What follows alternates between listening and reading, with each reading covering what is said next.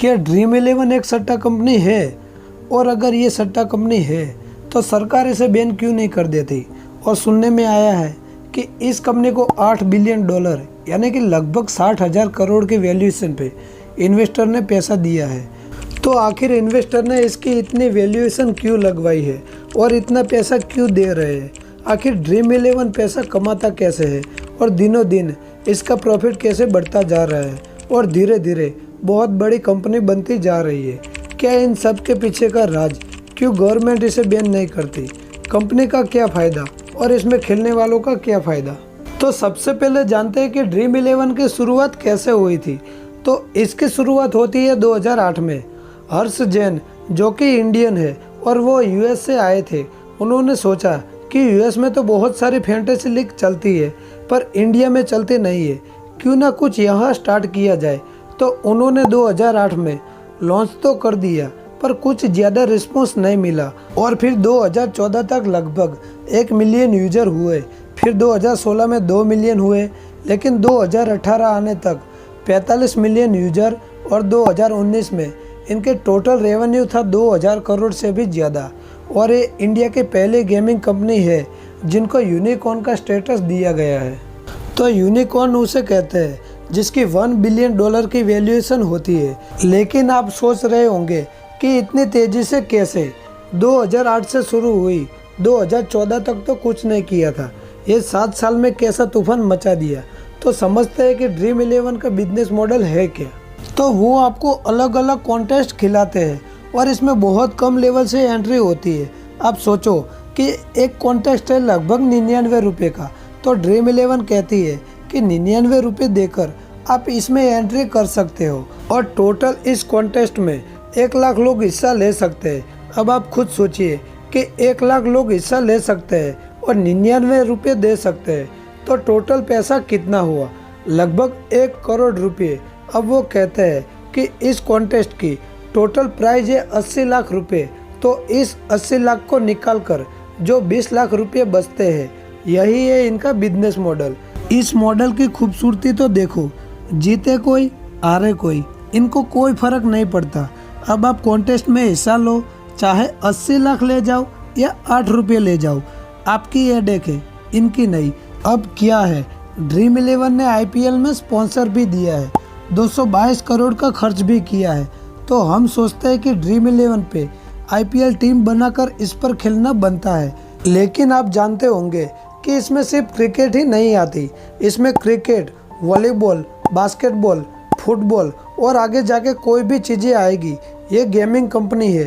Cricket IPL का महाकुंभ है जहाँ से ये बहुत सारा पैसा कमाती है, जो कि कोई भी स्पोर्ट गेम हो, ये इन पर काम कर रहे हैं और फ्यूचर में और बहुत सारे गेम ला सकते हैं। लेकिन इस कंपनी पर कई बार केस भी हुए हैं। ये सट्टा खिलाने वाली कंपनी है, जुआ खिलाने वाली कंपनी है, इसे लोगों को आदत लग जाती है, कईयों का जीवन बिगड़ रहा है, इसको बैन करो। कोर्ट ने सारे मामलों की जांच की, ड्रीम इलेवन ने अपना पक्ष भी रखा और फाइनली कोर्ट ने फैसला ड्रीम इलेवन के पक्ष में सुनाया कि ये जो कर रहे हैं ये सट्टा नहीं है। और कोर्ट ने सीधा कहा कि सट्टा वो होता है जो गेम ऑफ चांस यानी कि चांस ना हो, यानी कि जो चांस से होता है, लक से होता है। ये ड्रीम इलेवन तो गेम ऑफ स्किल है।